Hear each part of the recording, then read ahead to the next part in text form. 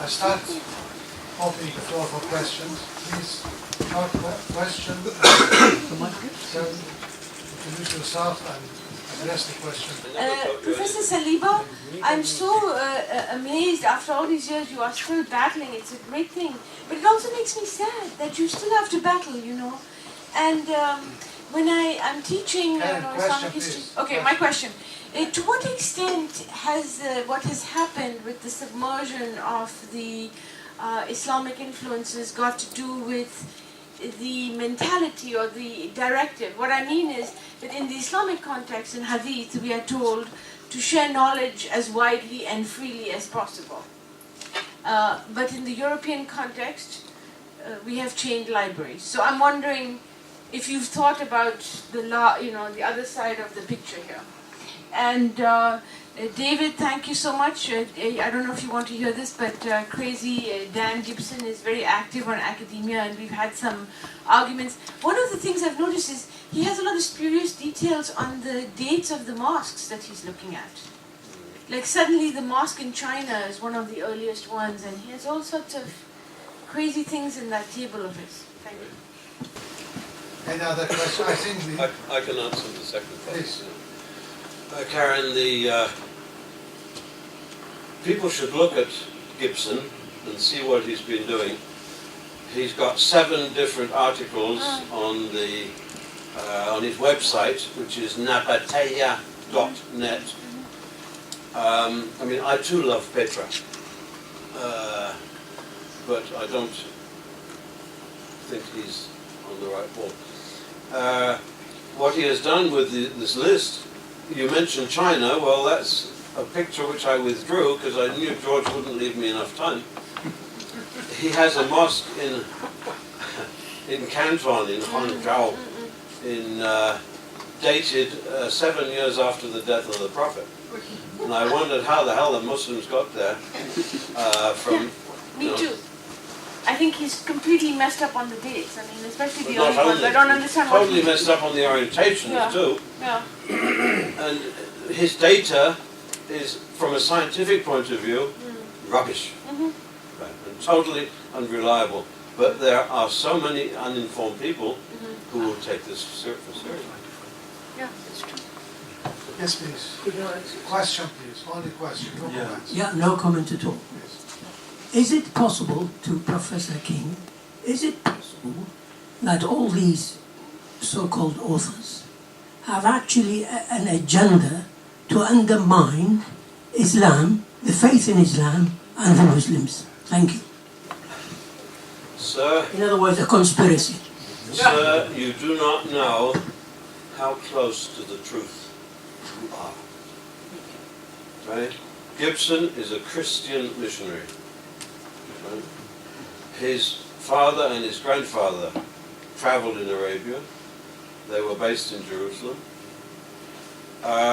His agenda is to say things that undermine Islam, although he looks such a nice guy. But worse than him are the guys who quote him in sermons at Hyde Park Corner. How many people know the name is it J. Smith? J? J. Smith. Again? J. Smith. J. Smith. Yes. How many know the name J. Smith? 2 people. He is the greatest enemy of Islam in this country. He's a Christian missionary. And worse than that, he's American as well. He is a disaster. Oh, sorry. He's outrageous. And he jumps on the back of Gibson and Holland. I mean, for Holland, who has something of an education at Oxford, to say that 1.6 billion Muslims are praying in the wrong, they don't know that they're praying in the times defined by Zoroastrianism. Complete crap. Yes. My question is to Professor King. This differentiation in the directions of the Qibla in the old mosques, let's say, is that because you think it's lack of accuracy sometimes? Some people do not they don't have the means actually to be accurate about the direction, or because of the fatwas and the narrated from, for example, like Imam Malik or other companions of the Prophet, when they say if you are far away from Mecca, you just take the direction. What is between east and west is a Qibla. That means you have to not to be precisely to hit the body of the Kaaba, but there are many fatwas from the early generations of Muslims. If there are those fatwas, we don't know about them in the published literature. The ones I know about are from Fez, where there was a legal scholar who was an astronomer, or it was an astronomer who was consulted by the legal scholars at Tajuri. And those fatwas are published and available. And the legal scholars would tend to prefer that the mosque not be pulled down, No, rebuilt but in a different direction. he's speaking about not fatwas, about hadith. Hadith. Yeah, the hadith about the east and west, but you mentioned fatwas. It's from Ibn Umar, one of the companions, not from the... I'm sorry. If you are far away, what is between west and east is a Qibla. And when you face it, Exactly, the direction. But Not This is precisely hadith. to the body of the Kaaba. But you had the answer. You said this. Excuse me. Professor King had the answer when he said that these mosques were built before Muslims learned mathematics, trigonometry, astronomy, and developed advanced science. They went there without any knowledge of geography or mathematics or astronomy, and this is why, by mental decision, that they said it's this way or this way. Then when they learned about all this and science advancement, then discovered the right one, and this is why the correction you have in certain mosques. Yeah, but they still didn't use that. Because the legal scholars said, no, we do it towards Canopus, or we do it towards... But there are mosques where they corrected Yes, there are. Yeah. They corrected some mosques. And we have some mosques where they actually pulled down the first one and built another one. Yes. And folk astronomy plays a role in so much. A very big role. Yes. Yes. Very big. Because I was speaking on this subject in Sharjah the other day, and the president of the university, he said, you remind me of what they say here in the Gulf area. He said, you want to pray, you face the Jah, the pole star, and then you look towards your left ear. And that's it. Yes, please. Thank you very much. As I am not allowed to make any commentary, so I'm just going to go right to the questions, and this is for you, George. Just because of Ibn al-Nafis, and you talk about Vesalius' quotation of similarities with Ibn al-Nafis, and I do agree with you. I mean, that's all the right statements. But my question is this: there are a lot of papers published on the subject of whether they know about Ibn al-Nafis or not, and we have to remember that there was a previous mention for that, and that's by Michael Silvestius, on the same subject. So my question is this: despite, we don't know yet, I mean there's a lot of things, because there was only one translation from Ibn al-Nafis, which went through Indonesia through a Jewish scholar who was working in Aleppo, which was lost. And that is probably the source of information about Ibn al-Nafis.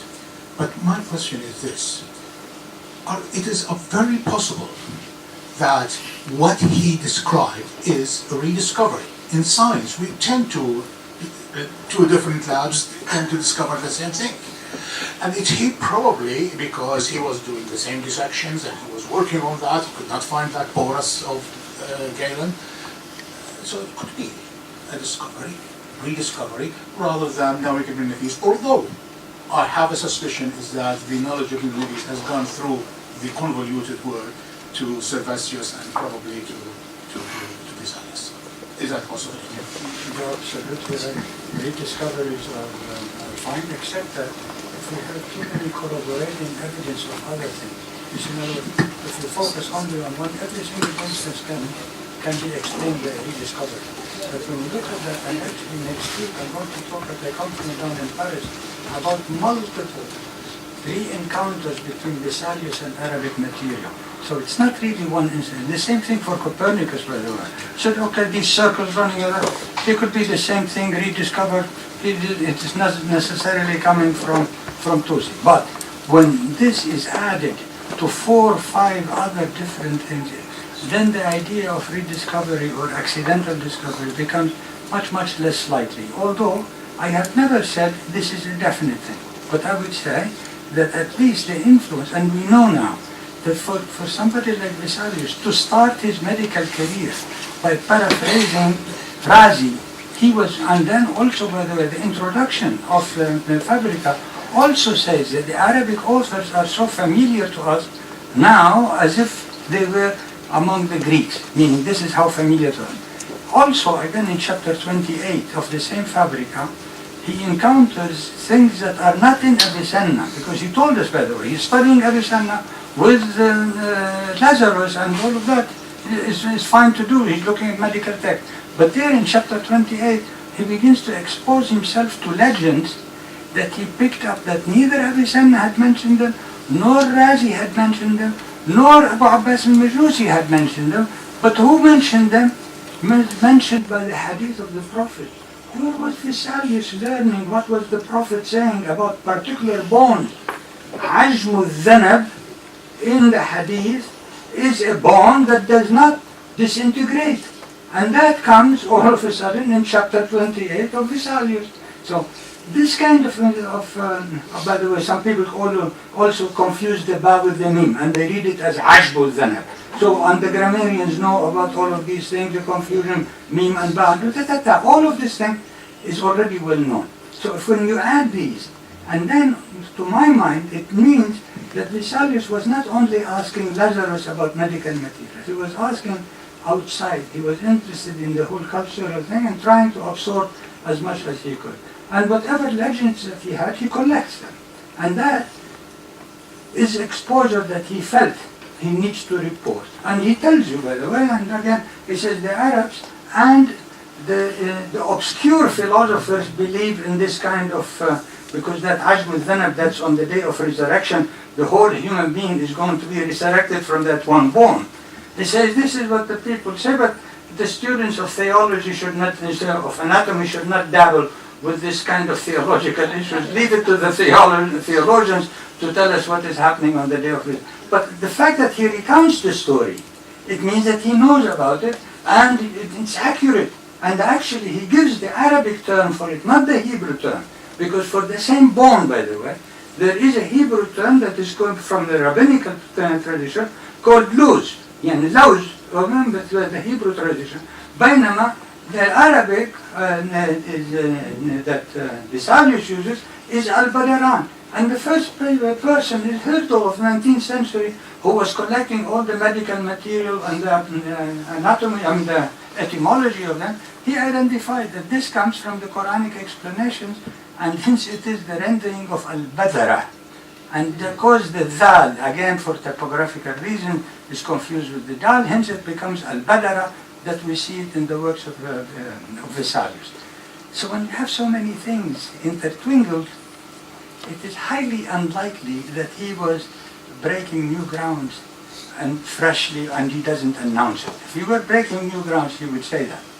And those people never shied away from saying, I was the first to observe it, or things like that.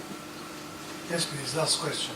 Yes, George, like a fine composer, you've sketched a beautiful symphony. Beware of his introductions. Usually they are not good. But you've left us with an unresolved chord, and that is, you've told us the fascination with Arabic on the part of the Western scholars, but you didn't tell us when and why, in your opinion, they ceased to be interested in this material. Yeah. The last one I quoted is John Greaves from the end of the 17th century. Okay, but now why? It's only because I have not even looked. I haven't looked at every manuscript that's lying around. I thought I had ended, when I wrote my book, by the 15th century. I said, that's it, we know how much they influenced. And then all of those guys, now the La Porta, now Galileo, now John Greaves, now Vesalius, now all of these guys, these things, they need, as far as I know right now, I can date all the manuscripts that have handwritten comments of them by scientists in Europe, writing in Latin and sometimes even writing inside the Arabic manuscript. Thus, so far, I know that I can date them, at least as far as these people we know. There may very well be people beyond that, and I don't know them at this moment, I don't know, but if you keep looking, you may find something, by the way. Okay. Okay, instead of wasting time, you should find it. But Very I well. think, to add just one small sentence, that the need for this Arabic stuff will go on until there is a new literature produced in Europe to replace the old one, and the old one becomes not needed, obsolete. So the mention to Arabic reference will be always there. But when you have generations of, and I think that goes up to the 18th century. In the 19th century, you have the modern literature, not only in science, in astronomy, in medicine, and everything, chemistry, totally changed. So the reference to Greek and to Arabic, to Islamic, is not always there, you see. It's with a few exceptions. Yeah. May I add also one more thing? The treatise of Razi on al-Judari wal-Husba, the difference between smallpox and measles, was also published in London, by the way, as late as 1760. That is already in the 18th century, and up till now, by the way. If you just open up any research project under smallpox, they acknowledge that the first person who has identified the disease is Razi. So it is part of the modern education on smallpox. So do you think it will be there, that literature will be there tomorrow? Would it be 2 weeks, 2 days after tomorrow? When you try to determine a border, as to say, in your mind, when do you think it ended? You think it ends? No. Okay, so what's the question then? The question was, you sketched all of these influences. I mean, this fascination, and then you didn't tell us what you just told us now, that this is an ongoing discovery where we could continue to discover this fascination. Good. So you have a project for tomorrow. Go and work. Well, there will be, for sure, more research will bring more information. Right. And one of the big questions, the channels where this information is. Now we've shown some examples, very convincing examples. But still the channel of information, how this information, if it is written text, it's okay, but sometimes there are information which you don't have to. I was But asking a question. thank you very much for your contribution, and I'm thankful to the two speakers. I think now we are invited to lunch.